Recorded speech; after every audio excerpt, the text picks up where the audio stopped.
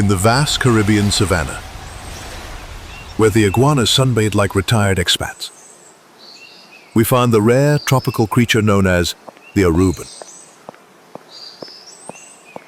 Identified by their permanent tan and an unshakable belief that 30 minutes late is on time. These majestic islanders have mastered the art of doing the absolute least with maximum confidence. By day, the Aruban moves at a speed scientists describe as snackish.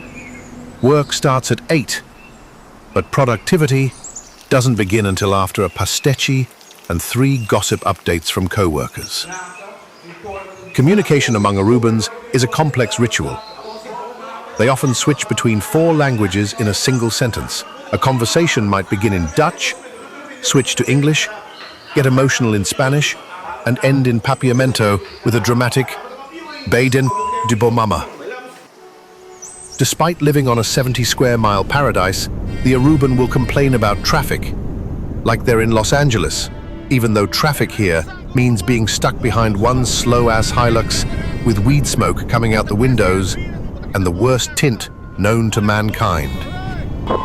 Ô, me mama, brother, que roda, gaio. É meio gaio de uma ainda só. 6 horas e meia de uma ainda.